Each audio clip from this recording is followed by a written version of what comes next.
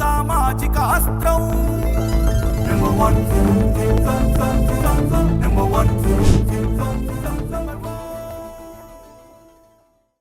Welcome to number 1 news. Local to global news కి స్వాగతం. This is Shravani.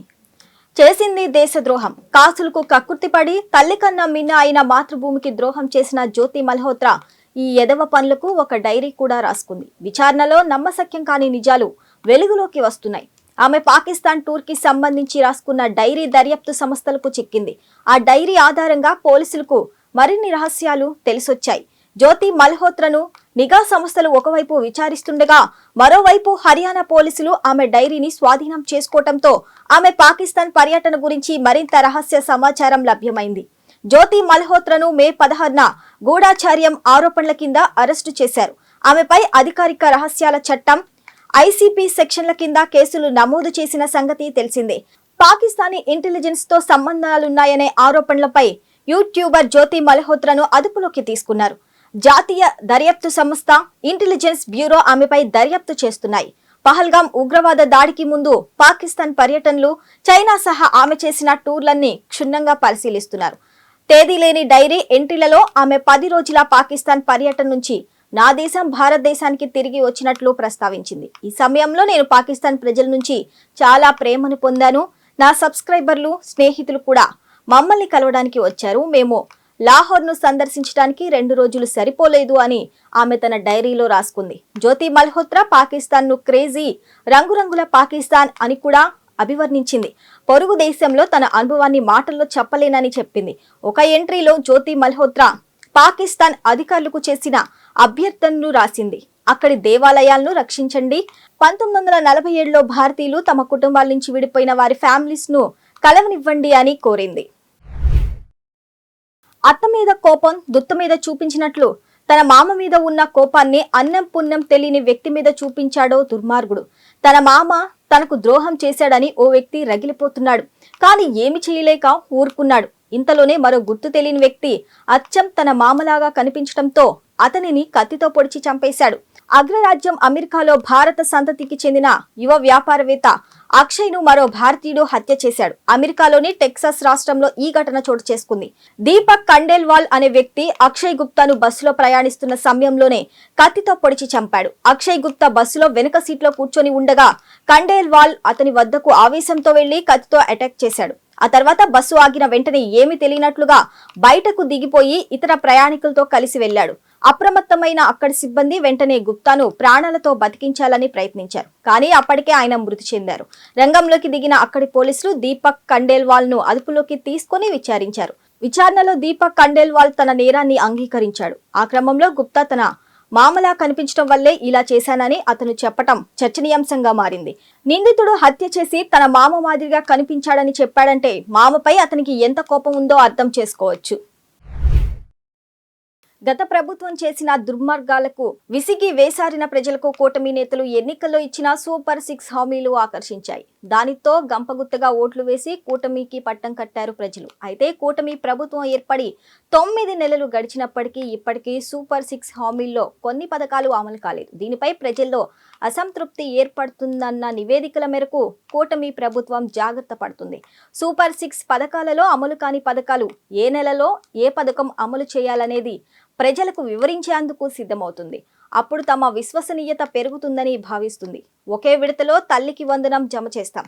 ఆర్థికంగా ఇబ్బందులున్నా తగ్గేది లేదని, పథకాలను ప్రజల్లోకి తీసుకెళ్లడంపై మంత్రులు వినూత్నంగా ఆలోచించాలని ముఖ్యమంత్రి చంద్రబాబు ఆదేశించారు. ఏ నెలలో ఏ పథకం అమలు చేస్తామో చెబితే ప్రజల్లో ప్రభుత్వంపై విశ్వసనీయత మరింత పెరుగుతుందన్నారు చంద్రబాబు.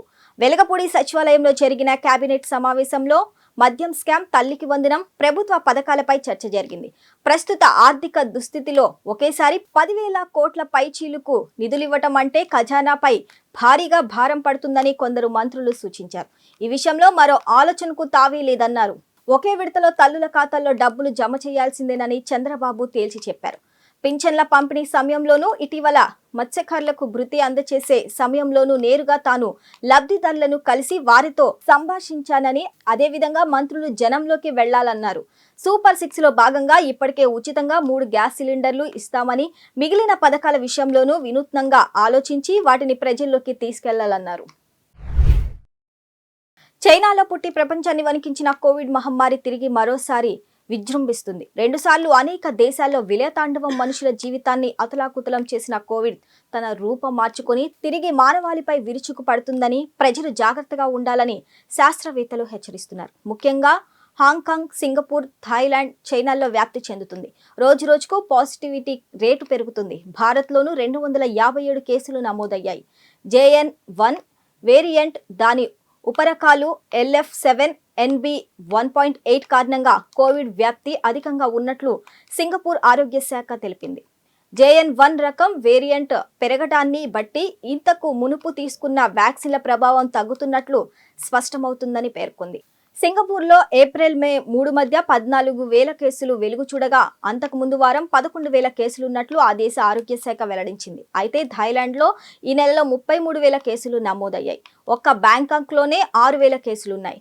హాంకాంగ్లో, చైనాలో కోవిడ్ కేసులు రోజు రోజుకు పెరిగిపోతున్నాయి. భారత్లో కోవిడ్ కేసులు 257కు చేరటంతో వైద్య సేవల డైరెక్టర్ జనరల్ సోమవారం వైద్య అధికారులతో సమావేశాన్ని ఏర్పాటు చేశారు. భారత్ ప్రజలు నిరంతరం అప్రమత్తంగా ఉండాలని, జనసమూహంలోకి వెళ్లినప్పుడు తగిన జాగ్రత్తలు తీసుకోవాలని వైద్య అధికారులు తెలిపారు. భార్య IPS అధికారి. ఆమె పదవిని అడ్డం పెట్టుకుని భర్త అనేక మందిని మోసం చేసి అందిన కాడికి దోచుకున్నాడు. 1 కాదు 2 కాదు 25 కోట్ల రూపాయలు ప్రజలను మోసం చేసి సంపాదించాడు.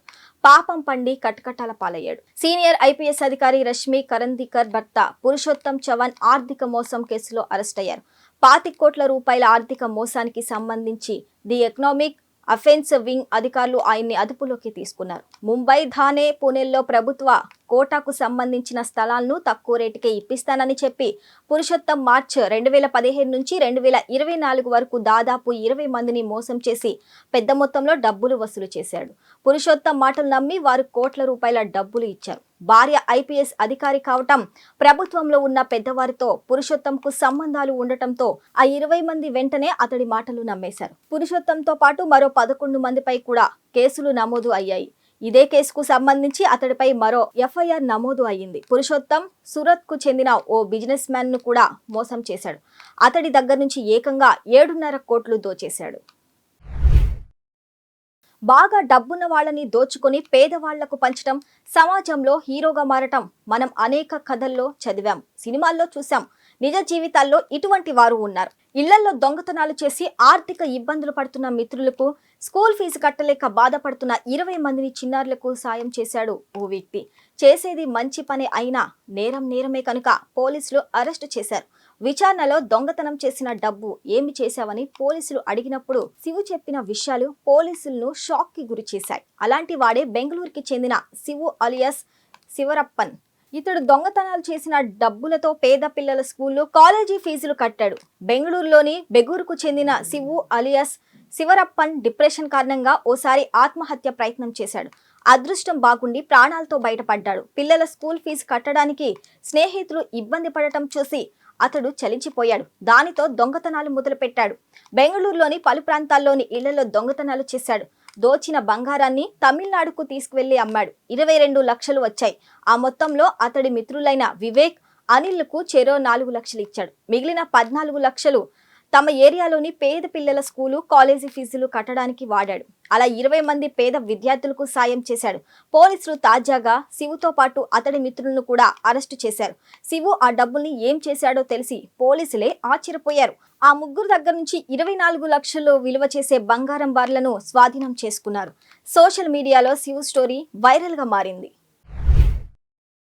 మేం తలుచుకుంటే ఏమైనా చేస్తాం, ఎందుకంటే మాది అణుదేశం, మాతో పెట్టుకోవద్దు అంటూ ఉగ్రవాదులను ఎగదోస్తూ భారత్లో కల్లోలం సృష్టించాలని ఎప్పుడు కుట్రల పన్నే పాకిస్తాన్ వాస్తవానికి వచ్చేసరికి అదంతా ఏమీ లేదని, భారత్ ముందు కొన్ని నిమిషాలు కూడా నిలవలేదని ఆపరేషన్ సింధూర్తో రుజువైంది.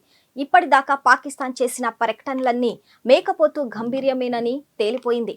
పెహల్గాంలోని ఉగ్రదాడికి ప్రతీకారంగా భారత్ ఆపరేషన్ సింధూర్ పేరుతో ఎదురు దాడి చేసిన సంగతి తెలిసిందే. పాకిస్తాన్ పాక్ ఆక్రమిత కశ్మీర్లో ఉగ్ర శిబిరాలపై దాడి చేసింది. అందుకు ప్రతిగా పాక్ కూడా ఎదురు కాల్పులకు దిగింది. డ్రోన్లు, మిసైళ్లతో దాడికి పాల్పడింది. ఆ సమయంలో పూంచ్లోని నియంత్రణ రేఖపై ఉన్న ఎత్తైన ఆర్మీ పోస్టు వద్ద జరిగిన ఆసక్తికర ఘటన గురించి ఓ జాతీయ మీడియా తాజాగా బయటపెట్టింది. పాకిస్తాన్ ఆక్రమిత కశ్మీర్లో ఉన్న ఓ కొండపై ఉగ్రవాద లాంచ్ ప్యాడులు ఉన్నాయి. అక్కడి నుంచి మే 6వ తేదీన రాత్రి పూంచ్ పోస్టుపై పాకిస్తాన్ సైన్యం 2 మోటార్ బాంబులను పేల్చిందట. వెంటనే స్పందించిన భారత్ సైన్యం కేవలం 3 నిమిషాల్లోనే పాకిస్తాన్ కు చెందిన 13 బంకర్లను పేల్చి పారేసిందట. 10,000 అడుగుల ఎత్తులో ఉన్న పూంచ్ పోస్టులో జరిగిన ఆ దాడి సమయంలో భారత్ సైన్యం ఫిరంగి భుజంపై అమర్చిన క్షిపణులు, మోటార్ కాల్పులతో తీవ్రంగా దాడి చేసిందట. ముందుగా నిర్ణయించుకున్న పథకం ప్రకారం ఆ దాడి జరిగిందట. దాంతో పాకిస్తాన్ వైపు భారీ ప్రాణ నష్టం సంభవించిందట. మళ్లీ ఇలాంటి పని చేసే ముందు 100 సార్లు ఆలోచించే విధంగా పాకిస్తాన్ సైన్యానికి బుద్ధి చెప్పినట్లు ఓ కల్నల్ వ్యాఖ్యానించారు. మే 7వ తేదీన పాకిస్తాన్ పాక్ ఆక్రమిత కశ్మీర్లోని ఉగ్రవాద శిబిరాలపై దాడి జరిగింది. ఈ ఆపరేషన్లో 25 నిమిషాల్లోనే 9 ఉగ్రవాద లాంచ్ ప్యాడులను భారత సైన్యం నాశనం చేసింది.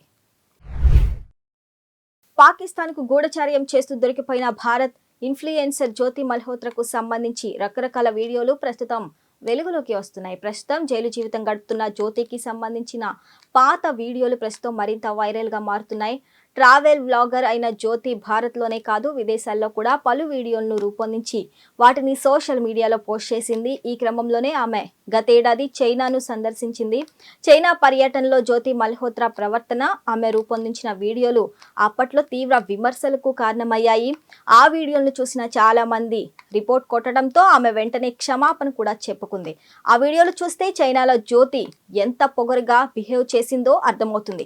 చైనా వీధుల్లో, రైళ్లలో తిరుగుతూ జ్యోతి వీడియోలు రూపొందించింది. ఆయా సమయాల్లో ఆమె స్థానికులతో వ్యవహరించిన తీరు విమర్శల పాలైంది. చైనీయులు ఆమెను తిట్టుకున్నారు. హై స్పీడ్ రైలు ఎక్కి విండో సీట్ కోసం ఓ ప్రయాణికుడిని అడగటం, స్కూటీ మీద వెళ్తున్న మహిళతో వాగ్వాదం, బస్సులో టికెట్ లేకుండా ప్రయాణించడం, టికెట్ అడిగిన డ్రైవర్తో గొడవ, మాండరీన్ భాషను విమర్శించటం, చైనా వారిని బాడీ షేమింగ్ చేయటం, వారు వాడుతున్న ఫోన్లను గేలి చేయటం మొదలైన ఎన్నో పనులు జ్యోతి చేసింది. దీంతో చైనీయులు ఆమెను తిట్టుకున్నారు. ఆమె ప్రవర్తన కారణంగా కొందరు ఇండియాను కూడా విమర్శించారు. ఆమె క్షమాపణ కోరుతూ మరో వీడియోను రూపొందించినా చైనీయులు ఆమెను క్షమించలేదు. అమెరికా వెళ్లి ఆ దేశాన్ని చూసి రావటం గొప్ప విషయం. అక్కడ మన బంధువులు లేదా స్నేహితులుంటే అబ్బో అది ఇంకా గొప్ప విషయం. అక్కడ మన వాళ్ళని కాల్చి చంపుతున్నా, చిన్న చూపు చూస్తున్నా మనకు మాత్రం అమెరికా దేశంపై మోజు తగ్గటం లేదు.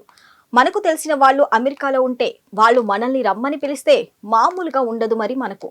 దానితో వారి కోసం ఎన్నో వస్తువులను భారతదేశం నుంచి తీసుకువెళ్లడానికి ప్రయత్నిస్తుంటాం, ముఖ్యంగా పచ్చళ్ళు. అయితే ట్రంప్ గారు ఇప్పుడు ఆ పచ్చళ్ళ మీద కూడా సుంకం వేశారనుకోండి, అది వేరే విషయం. ఇంతకీ మ్యాటర్ ఏంటంటే విమాన ప్రయాణాల్లో ఒక్కో దేశం ఒక్కో విధంగా రూల్స్ పెడుతుంది. మరి అమెరికా వెళ్లే విమానాల్లో కొన్ని వస్తువులను తీసుకువెళ్ళకూడదన్న విషయం మీకు తెలుసా? అవేంటో తెలుసుకుందాం. విమాన ప్రయాణాలపై అమెరికా ఎంతో కఠినమైన భద్రతా నియమాలను అమలు చేస్తుంది. ట్రాన్స్పోర్ట్ సెక్యూరిటీ అడ్మినిస్ట్రేషన్ అనే సంస్థ ప్రయాణికుల భద్రత కోసం కొన్ని వస్తువులను లగేజీలో పెట్టకూడదని నిషేధించింది. ఇవి కేవలం చెక్ ఇన్ బ్యాగ్స్ కే కాకుండా హ్యాండ్ లగేజ్ కూడా వర్తించవచ్చు. అగ్ని ప్రమాదాల కారణంగా అన్ని అమెరికా విమానాల్లో లగేజీ నుండి 7 లిథియం బ్యాటరీతో నడిచే వస్తువులను ట్రాన్స్పోర్ట్ సెక్యూరిటీ అడ్మినిస్ట్రేషన్ నిషేధించింది. అమెరికా వెళ్లే విమానాల్లో చెక్ ఇన్ లగేజీలో ఉండకూడదని 7 ముఖ్యమైన నిషేధిత వస్తువుల గురించి తెలుసుకుందాం. పవర్ బ్యాంకులు, సెల్ ఫోన్ల బ్యాటరీ ఛార్జింగ్ కేసులు, విడి లిథియం అయాన్ బ్యాటరీలు, విడి లిథియం మెటల్ బ్యాటరీలు, సెల్ ఫోన్ బ్యాటరీలు, ల్యాప్టాప్ బ్యాటరీలు, బాహ్య బ్యాటరీ ప్యాక్లు, పోర్టబుల్ రీఛార్జర్లు, వీటిని ఎట్టి పరిస్థితుల్లోనూ అమెరికా విమానాల్లో అనుమతించరు. రాను రాను అక్రమ సంబంధాలు పెరిగిపోతున్నాయి. వావి వరుసలు కూడా లెక్క చేయకుండా నచ్చిన వారితో అక్రమ సంబంధం పెట్టుకుంటున్నారు. అల్లుడితో అత్త అక్రమ సంబంధం పెట్టుకుంటుంది. అది తెలిసిన భర్తను దారుణంగా హత్య చేసింది. ఇంట్లో వారికి నిజం తెలిసిన రోజున తల్లిదండ్రులను, భర్తలను, భార్యలను, సోదరులను సైతం చంపేయడానికి కూడా వెనకాడటం లేదు. ఓ మహిళ అల్లుడితో సంబంధం పెట్టుకుంది. ఈ విషయం భర్తకు తెలియడంతో గొడవైంది. దీంతో భర్తను ఆమె హత్య చేసింది. హత్య కేసు నుంచి తప్పించుకోవడానికి తీవ్రంగా ప్రయత్నించి ఫెయిల్ అయింది. ఆ మహిళ, ఆమె ప్రియుడు జైలు పాలయ్యారు. ఈ సంఘటన ఉత్తరప్రదేశ్లో ఆలస్యంగా వెలుగు చూసింది. పోలీసులు తెలిపిన వివరాల్లోకి వెళితే ఉత్తరప్రదేశ్ కాన్పూర్లోని లక్ష్మణ్ ఖేదా గ్రామానికి చెందిన ధర్మేంద్ర పాసి రీనా భార్యాభర్తలు. రీనా అల్లుడి వరసయ్యే సతీష్ అనే యువకుడితో సంబంధం పెట్టుకుంది. ఈ విషయం ధర్మేంద్రకు తెలిసింది. రీనాతో గొడవ పడ్డాడు. ఈ నేపథ్యంలో ధర్మేంద్ర తన బంధానికి అడ్డవుతాడని ఇద్దరూ భావించారు. చంపటానికి ప్లాన్ చేశారు. మే 10వ తేదీన ధర్మేంద్ర తినే ఆహారంలో రీనా నిద్రమాత్రలు కలిపింది. అతడు తిండి తిని మత్తులోకి జారుకున్నాడు. డోర్ ఫ్రేమ్ తో రీనా అతడి తలపై బలంగా కొట్టి చంపేసింది. భర్తను చంపిన తర్వాత శవాన్ని ఇంటి బయటకు తీసుకొచ్చి పడేసింది. పోలీసులకు సమాచారం ఇచ్చింది. అక్కడికి చేరుకున్న పోలీసులు ఇంటిని మొత్తం పరిశీలించారు. శవం ఇంటి బయట ఉంది. రక్తం ఇంట్లో, వరండాలో, బాత్రూమ్ దగ్గర కూడా ఉంది. ఇదే పోలీసులకు అనుమానం వచ్చేలా చేసింది. రీనా మర్డర్ కేసు నుంచి తప్పించుకోవడానికి ఓ అబద్ధం చెప్పింది. తన భర్తను ఓ 3 వ్యక్తులు చంపేశారంటూ అదే గ్రామానికి చెందిన 3 పేర్లు చెప్పింది. అయితే పోలీసులకు మాత్రం ఆమె మీద అనుమానం పోలేదు. రీనా కాల్ డేటాను చెక్ చేశారు. ఆమె సతీష్ తో గంటలు మాట్లాడినట్లు తేలింది. అంతేకాదు ఇద్దరు ఒకరికి ఒకరు అశ్లీల ఫోటోలు సైతం పంపుకున్నారు. ఆ విషయం కూడా బయటపడింది. ఇద్దరిని అదుపులోకి తీసుకొని తమదైన స్టైల్లో విచారించగా అసలు విషయం బయటపడింది. తమ అక్రమ సంబంధం గురించి భర్తకు తెలిసినందుకే చంపేసినట్లు రీనా తెలిపింది. ఇద్దరిపై మర్డర్ కేసు నమోదు చేసుకున్న పోలీసులు అరెస్టు చేశారు. నిత్యం ప్రజలను వారి వారి గమ్య స్థానాలకు చేర్చే రైళ్లు రాకపోకలపై సంఘ విద్రోహులు చేసే కుట్రలు రోజురోజుకు పెరిగిపోతున్నాయి. రైళ్లు పట్టాలపై గ్యాస్ బండలు పెట్టడం, రైలు పట్టాలను కోసివేయడం, రైలు పట్టాలపై పెద్ద ఇనుప ముక్కలు పెట్టడం వంటి సంఘటనలు నిత్యం దేశవ్యాప్తంగా ఎక్కడో ఒక చోట జరుగుతూనే ఉన్నాయి. తాజాగా ఉత్తరప్రదేశ్లోని హర్దోయిలో రాజధాని ఎక్స్ప్రెస్ తో పాటు మరో రైలును పట్టాలు తప్పించేందుకు గుర్తు తెలియని వ్యక్తులు చేసిన కుట్ర విఫలమైంది. లోకో పైలట్ల అప్రమత్తతతో భారీ ప్రమాదం తప్పిందని పోలీసులు తెలిపారు. పోలీసుల సమాచారం ప్రకారం దలేల్ నగర్, ఉమర్ తాలి స్టేషన్ల మధ్య పట్టాలకు సోమవారం సాయంత్రం కొందరు గుర్తు తెలియని వ్యక్తులు ఎర్తింగ్ వైర్ ను ఉపయోగించి చెక్క పలకలు కట్టారు. ఢిల్లీ నుంచి అస్సాంలోని డిబ్రూగఢ్ కు వెళ్తున్న రాజధాని ఎక్స్ప్రెస్ లోకో పైలట్ సకాలంలో ట్రాక్ పై అడ్డంకులు ఉన్నట్లు గ్రహించి అత్యవసర బ్రేకులు వేశారు. రైలు ఆగిపోవడంతో భారీ ప్రమాదం తప్పింది. కాగా కాట్ గోదాం ఎక్స్ప్రెస్ ను కూడా పట్టాలు తప్పించేందుకు గుర్తు తెలియని వ్యక్తులు ప్రయత్నించారు. అయితే లోకో పైలట్ సకాలంలో దీనిని గుర్తించడంతో ప్రమాదం తప్పింది. కాగా ఈ 2 ఘటనల అనంతరం జీఆర్పీ, ఆర్పీ టీంలు, మెయింటెనెన్స్ సిబ్బంది ఘటనా స్థలానికి చేరుకున్నాయి. ట్రాకులను క్లియర్ చేయడంతో యథాప్రకారం రైళ్లు రాకపోకలు కొనసాగాయి. ఏప్రిల్ 16వ తేదీన ఢిల్లీకి వెళ్తున్న గరీబ్ రాత్ ఎక్స్ప్రెస్ కూడా త్రుటిలో ప్రమాదం తప్పింది. లక్నోలోని మలిహాబాద్ రైల్వే ట్రాక్ పై ఉంచిన మామిడి చెట్టు కొమ్మను రైలు ఢీకొట్టింది. వయసులో ఉన్న, మంచి ఉద్యోగం ఉన్న, ఆస్తి, చదువు ఉన్నప్పటికీ దేశంలో పెళ్లి కాని ప్రసాదులు రోజురోజుకు పెరిగిపోతున్నారు. కట్నం, ఆస్తి లేకున్నా పర్లేదు, అమ్మాయి అయితే చాలు అన్న పరిస్థితి ఏర్పడింది. ఎదురు కట్నం ఇచ్చి మరి పెళ్లి చేసుకోవడానికి కూడా సిద్ధంగా ఉన్న మగాళ్లు ఉన్నారు. ఈ పెళ్లి కాని ప్రసాదుల బాధలను ఆసరాగా తీసుకున్న కొంతమంది మహిళలు వారిని నిలువు దోపిడీ చేస్తూ పరారవుతున్నారు. పెళ్లి కూతుర్ల కరువును ఆసరాగా చేసుకొని కొంతమంది మోసగత్తెలు దారుణాలకు పాల్పడుతున్నారు. ఈ మధ్య కాలంలో నిత్య పెళ్లి కూతుర్ల మోసాలు తరచుగా బయటపడుతున్నాయి. కొంతమంది అమ్మాయిలు డబ్బుల కోసం పెళ్లి చేసుకొని అవకాశం దొరకగానే డబ్బు, సొమ్ముతో ఉడాయిస్తున్నారు. తాజాగా మధ్యప్రదేశ్లోని భోపాల్లో ఓ నిత్య పెళ్లి కూతురి బాగోతం బయటపడింది. ఆమె ఏకంగా 25 మందిని పెళ్లి చేసుకొని మోసం చేసింది. అది కూడా 7 నెలల్లో ఆ అచీవ్మెంట్ సాధించింది. ఈ సంఘటనకు సంబంధించిన పూర్తి వివరాల్లోకి వెళ్తే ఉత్తరప్రదేశ్లోని మహారాణిగంజ్కు చెందిన అనురాధ కొన్ని నెలల క్రితం భర్తతో గొడవల కారణంగా మధ్యప్రదేశ్లోని భోపాల్కు వచ్చేసింది. అక్కడికి వచ్చిన తర్వాత ఓ వాట్సాప్ గ్రూప్ ద్వారా పెళ్లిల మోసాలకు పాల్పడే గ్యాంగ్తో సంబంధం ఏర్పడింది. ఆ గ్యాంగ్లోని సునీత, పప్పు, మీనాలు 7 నెలల్లో 25 మంది మగాళ్లతో అనురాధకు పెళ్లి చేశారు. పెళ్లి తర్వాత సరైన టైం చూసుకొని అనురాధ డబ్బు, ఇతర సొమ్ముతో పారిపోయేది. దోచుకున్న దాన్ని గ్యాంగుల్లోని వారు సమానంగా పంచుకునేవారు. రాజస్థాన్లోని సవాయి మాధాపూర్కు చెందిన విష్ణు శర్మను కూడా అలాగే మోసం చేశారు. తాను మోసపోయానని గుర్తించిన అతడు పోలీసులకు ఫిర్యాదు చేశాడు. కేసు నమోదు చేసుకున్న పోలీసులు దర్యాప్తు చేపట్టారు. స్టింగ్ ఆపరేషన్ చేసి మరీ అనురాధను పట్టుకున్నారు. మిగిలిన గ్యాంగ్ సభ్యుల్ని కూడా పట్టుకునే పనిలో పడ్డారు పోలీసులు. భార్యను ఎలాగైనా బ్రతికించండి అంటూ కాలిన గాయాలతో ఉన్న భార్యను ప్రభుత్వ ఆసుపత్రిలో చేర్చాడో అభాగ్యుడు. అతని బాధని క్యాష్ చేసుకోవాలనుకున్న ప్రభుత్వ వైద్యుడు ఆమె బ్రతకాలంటే తన ప్రైవేట్ క్లినిక్లో చికిత్స చేయాలని, లేకుంటే ప్రాణాలకే ప్రమాదమని భయపెట్టాడు. భార్య ప్రాణాలు ఎలాగైనా కాపాడుకోవాలన్న ఆందోళనలో ఉన్న ఆ వ్యక్తి ప్రభుత్వ వైద్యుడు చెప్పినట్లుగా అతని ప్రైవేట్ క్లినిక్కు భార్యను తీసుకెళ్లాడు. లక్షల గుంజి వైద్యుడు చేసిన చికిత్స పనిచేయలేదు. ఆ మహిళ మృతి చెందింది. వైద్యుపై ఆ వ్యక్తి కోర్టుకు వెళ్లాడు.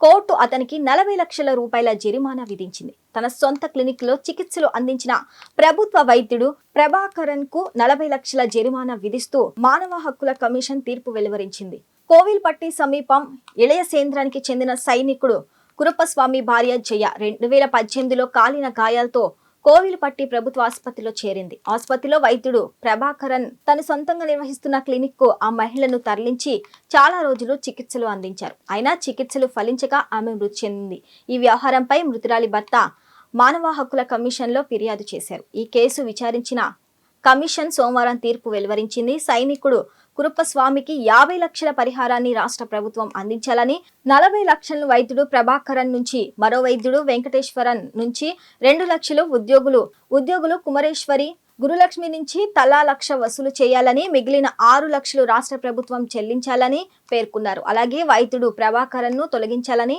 మళ్లీ అతని ప్రభుత్వ విధుల్లో చేర్చరాదని, ఆయనపై ఛార్జ్ షీటు నమోదు చేసేలా రాష్ట్ర ప్రభుత్వం చర్యలు చేపట్టాలని ఆదేశించారు. ప్రభుత్వ వైద్యులు ప్రైవేట్ ఆసుపత్రుల్లో పనిచేస్తున్నారా అనే విషయంపై నిఘా వేయాలని, ప్రభుత్వ ప్రైవేట్ ఆసుపత్రుల్లో ఫిర్యాదులు పెట్టెలు ఉంచాలని మానవ హక్కుల కమిషన్ తన తీర్పులో పేర్కొంది. ఒకప్పుడు రాజకీయ నాయకులు పేద ప్రజల కోసం తమ పొలాలు, స్థానాలు దానంగా ఇచ్చేవారు. రాజకీయాల్లోకి వచ్చిన పాపానికి తమ ఆస్తులను దారపోసేవారు. ఆ తర్వాత రాజకీయ నాయకులు తమ ఆస్తులను పేదలకు ఇవ్వకపోయినా ప్రజలను దోచుకునేవారు కాదు. కానీ ప్రస్తుత రాజకీయ నాయకులు అందిన కాడికి దండుకోవటమే లక్ష్యంగా ఉంటున్నారు. రాజకీయం అంటే ప్రజాసేవ కాదు, డబ్బు సంపాదించేందుకు అడ్డదారిగా వారు భావిస్తున్నారు. అయితే ఈ రోజుల్లో కూడా ప్రజలను దోచుకోకుండా, ప్రజాధనం తమ హంగు ఆర్భాటాలకు వెచ్చించకుండా సామాన్యుల్లో సామాన్యుడిగా ఉండే వారున్నారు. కేంద్ర పాలిత రాష్ట్రం పుదుచ్చేరి ముఖ్యమంత్రి ఎన్ రంగస్వామి హంగులు ఆర్భాటాలు లేని సాధారణ ముఖ్యమంత్రిగా పేరుగాంచారు.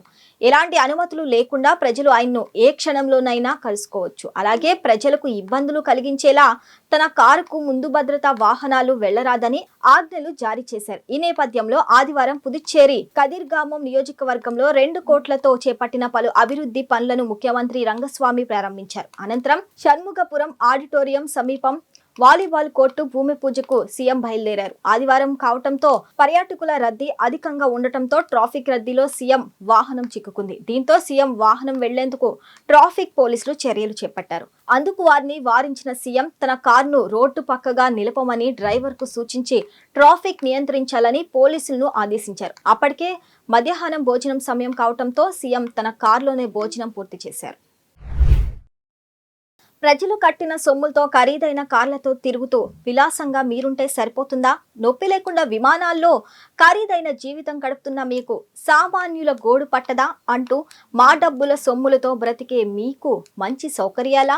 కష్టపడిన సొమ్ము ప్రభుత్వాలకు చెల్లించే మాకు రోగాల అంటూ ఏకంగా దివ్యకిరణ్ అనే వ్యక్తి ఏకంగా బృహత్ బెంగుళూరు మహానగర పాలికకు నోటీసులు పంపించాడు. 50 లక్షల పరిహారం కోరుతూ లీగల్ నోటీసు అందించాడు. భారతదేశ ఐటీ రాజధాని బెంగళూరు. లక్షలాది మంది తమ కల నిజం చేసుకునేందుకు నిత్యం వేలాదిగా నగరానికి వస్తుంటారు. గుంతలు, గతుకులు, వర్షం నీటితో నిండిన రోడ్లు బెంగళూరు వాసులకు సర్వసాధారణమైన సమస్యలు. నగరంలోని గతుకుల రోడ్ల వల్ల తమకు కలిగిన శారీరక బాధలు, మానసిక ఆందోళన అని పేర్కొన్నారు. దివ్యకిరణ్ ఒక సామాన్య పౌరుడు. పన్నులు చెల్లించి నగర అభివృద్ధికి తన వంతు సహకారం అందించే వ్యక్తి. ఏకంగా బృహత్ బెంగళూరు మహానగర పాలిక తన పనితీరులో విఫలమవటం వల్ల అతను రోజు శారీరక బాధలు, మానసిక ఒత్తిడిని ఎదుర్కొంటున్నాడు. గతుకుల రోడ్లపై ప్రయాణిస్తున్నప్పుడు ఏర్పడే ఇబ్బందులు, కదలికల వల్ల అతనికి తీవ్రమైన మెడ, వీపు నొప్పులు వచ్చాయి. 5 సార్లు ఆర్థోపెడిక్ స్పెషలిస్టులను సంప్రదించాల్సి వచ్చింది. 4 సార్లు సెయింట్ ఫిలోమినా హాస్పిటల్ కు అత్యవసరంగా వెళ్లాల్సి వచ్చిందన్నాడు. ఇంజెక్షన్లు, చికిత్సలు, నొప్పి నివారణ మందులు. నా క్లయింట్ తీవ్రమైన నొప్పితో బాధపడ్డారని, నొప్పి వల్ల అనేక రాత్రుళ్లు నిద్రపోలేక ఆందోళనతో కన్నీళ్లు పెట్టుకున్నారని, ఈ బాధలు అతని రోజువారీ జీవితాన్ని, పనిని దెబ్బతీశాయని విద్యాకిరణ్ తరపు నోటీసు పంపిన అడ్వకేట్ కేవి లవీన్ తెలిపారు. యావత్ పాక్ లో ఏ టార్గెట్ పైన అయినా దాడి చేసే మిలిటరీ సామర్థ్యం భారత్ కు ఉందని భారత్ ఆర్మీ అధికారి లెఫ్టినెంట్ జనరల్ సుమేర్ ఇవాన్ డిఫున్కా తెలిపారు. యావత్ పాకిస్తాన్ మన దాడుల పరిధిలోనే ఉందని అన్నారు. రావల్పిండిలోని పాక్ మిలిటరీ ప్రధాన కార్యాలయాన్ని మార్చినా ఉపయోగం ఉండదని చెప్పారు. ఓ పెద్ద గొయ్యి తవ్వుకొని అందులో దాక్కోవటం మినహా దాయాదికి మరో మార్గం లేదని వ్యాఖ్యానించారు. యావత్ పాక్లో ఏ చోటనైనా టార్గెట్ చేసుకునే ఆయుధ సంపత్తి భారత్కు ఉంది. మొత్తం పాకిస్తాన్ మన పరిధిలో ఉంది. ఆర్మీ హెడ్ క్వార్టర్స్ ను రావల్పిండి నుంచి మూలన ఉన్న ఖైబర్ పాక్ తున్ఖ్వాకు మార్చినా తప్పించుకోలేరు. అన్ని ప్రాంతాలు మన ఆయుధాల పరిధిలోనివే అని పేర్కొన్నారు. 4 రోజుల్లో పాక్ సుమారు 800 నుంచి 1000 వరకు డ్రోన్లను పశ్చిమ సరిహద్దు సమీపంలోని ప్రాంతాలను టార్గెట్ చేస్తూ ప్రయోగించిందని డికున్హా తెలిపారు. వాటన్నిటినీ Bharat army, navy, air force దళాలు సంయుక్తంగా మార్గ మధ్యలోనే ధ్వంసం చేశాయని అన్నారు. ఆ మానవరహిత విహంగాలన్నిటినీ పౌర స్థావరాలే లక్ష్యంగా పేలోడ్తో ప్రయోగించారన్నది సుస్పష్టం. అయితే వీటితో ఎలాంటి నష్టం జరగకుండా అన్ని జాగ్రత్తలు తీసుకున్నాం. పౌర స్థావరాలే లక్ష్యంగా పేలోడ్తో ప్రయోగించారన్నది సుస్పష్టం. అయితే వీటితో ఎలాంటి నష్టం జరగకుండా అన్ని జాగ్రత్తలు తీసుకున్నాం. పౌరులెవరికి నష్టం జరగలేదని తెలిపారు. పహల్గాం దాడికి ప్రతీకారంగా భారత్ మే 7న ఆపరేషన్ సింధూర్ను ప్రారంభించిన విషయం తెలిసిందే. ఇందులో భాగంగా పాక్లోని టెర్రర్ క్యాంపులను ధ్వంసం చేసింది. ప్రధాన ఉగ్రవాదులను మట్టుపెట్టింది. అక్కడితో సరిపెట్టుకోలేని పాక్ ఆర్మీ సరిహద్దు వెంబడి ఉన్న భారత్ నగరాలే టార్గెట్ గా డ్రోన్స్, ఆర్టిలరీ ఫైరింగ్ కు దిగింది. సో ఇది ఇవాల్టి లోకల్ టు గ్లోబల్ న్యూస్. మరొక లోకల్ టు గ్లోబల్ న్యూస్ తో మళ్ళీ కలుద్దాం. అప్పటి వరకు చూస్తూనే ఉండండి నెంబర్ 1 న్యూస్, సామాన్యుడి చేతిలో సామాజిక అస్త్రం.